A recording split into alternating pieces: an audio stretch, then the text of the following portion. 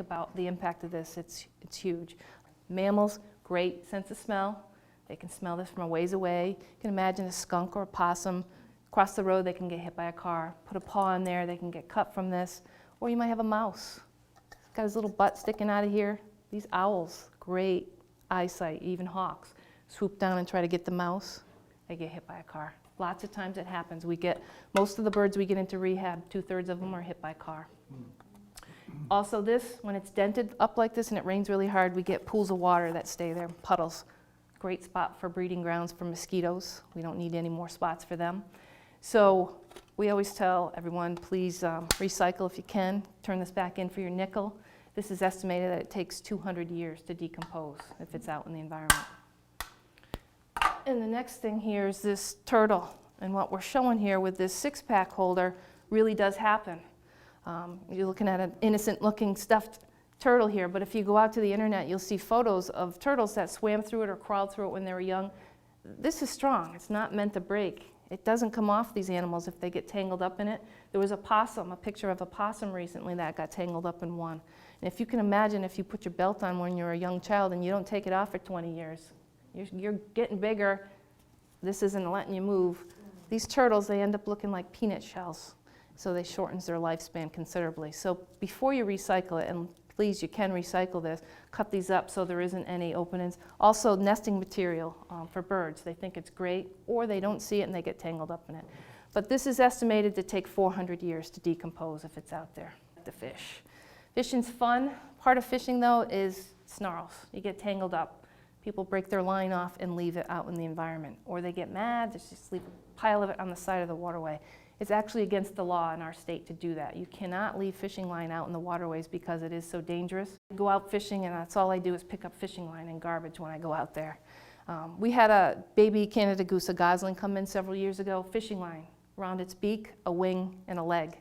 And it was so tight around the leg, it was cutting the circulation off, it was all swelled up. He couldn't walk, but we were concerned if there was a fishing hook that he had swallowed. So we had to bring him in for x-rays.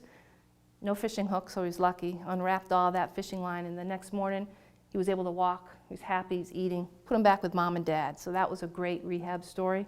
Unfortunately, what we're showing here actually happened in Massachusetts on the Quabbin Reservoir several years ago. We don't know if the mother maybe brought back a fish with fishing line on it. We don't know what happened.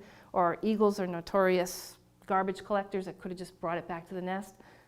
The eaglet got strangled with that fishing line and died.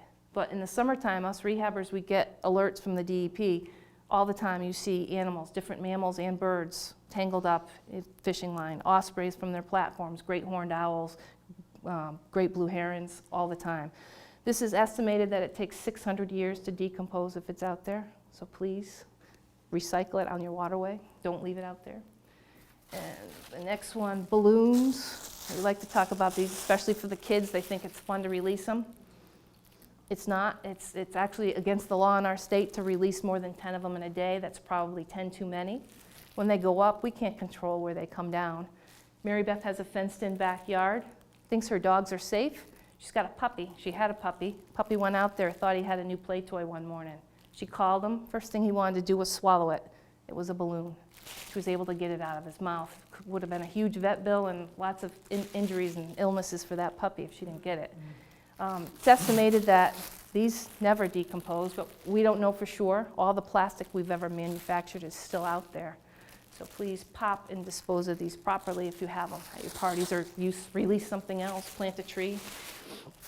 And the last thing I want to talk about is our dreaded plastic shopping bags that if you pay attention, I guarantee you'll see one of these on your way home today because they're everywhere.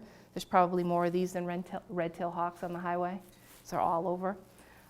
If these get in our waterways, especially the ocean, and they're floating, it looks like jellyfish. And sea turtles, whales eat those jellyfish. There was one whale that washed up that looked very healthy. It had died in Oregon, and it was kind of unusual to have just one whale wash up that looked healthy.